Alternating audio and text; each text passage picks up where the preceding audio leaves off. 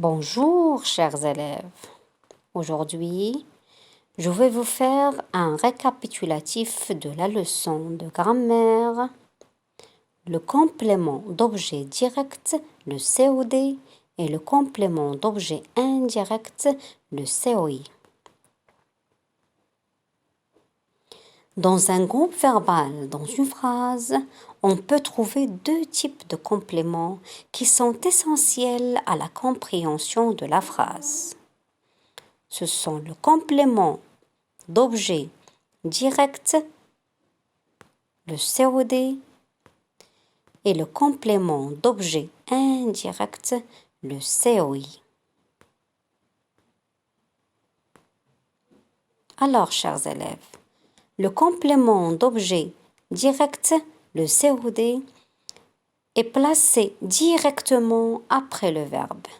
Si on prend par exemple la phrase « Elle révise ses leçons », cette phrase est formée d'un groupe nominal sujet, le pronom « elle », suivi du verbe « révise » et bien sûr, elle a besoin d'un complément pour compléter le sens, c'est leçons.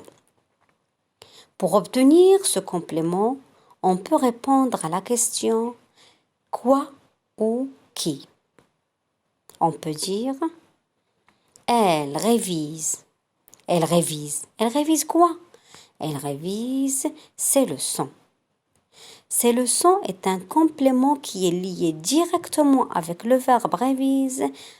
C'est pourquoi on l'appelle complément d'objet direct. Pour le complément d'objet indirect, il est séparé du verbe par une préposition à, de, avec, etc. Si on prend l'exemple « Je pense à mon papa », cette phrase est constituée d'un groupe nominal sujet, le pronom « je », le verbe « pense » et le complément « à mon papa ». Pour obtenir ce complément, il faut poser la question « à qui ?» et parfois « à quoi ?» de qui, de quoi, avec qui, avec quoi, selon la préposition. On va dire « je pense », mais je pense à qui? Je pense à mon papa. Le complément ici dans la phrase est séparé du verbe pense par la préposition à.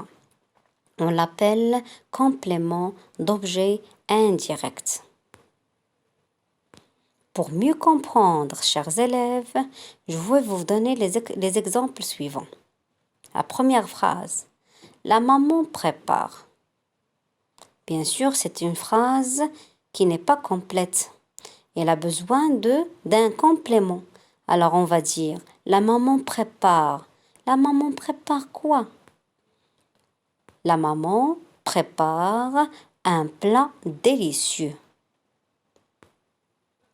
Un plat délicieux, c'est le complément d'objet direct parce qu'il est lié directement avec le verbe prépare. Deuxième exemple, nous avons besoin, et on s'arrête. On ne va pas comprendre bien sûr. Nous avons besoin de qui? Nous avons besoin de quoi? Nous avons besoin de nos parents. De nos parents, c'est un complément d'objet indirect parce qu'il est séparé du verbe par la préposition de.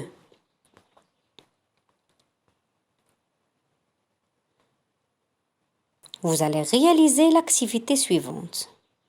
Dans cette activité, vous allez souligner le complément d'objet direct et encadrer le complément d'objet indirect dans les phrases suivantes. Première phrase. Le peintre dessine un tableau. Deuxième phrase. Je me souviens de mon école. Troisième phrase. Nous devons respecter le confinement. Quatrième phrase. La maîtresse pense à ses élèves. Et c'est vrai. Dernière phrase. Les bons citoyens respectent les règles du confinement. Et faites attention, chers élèves, parfois on peut trouver des phrases qui peuvent contenir le complément d'objet direct et le complément d'objet indirect à la fois. Merci de votre attention, mes enfants. À très bientôt. Et surtout, n'oubliez pas de rester chez vous.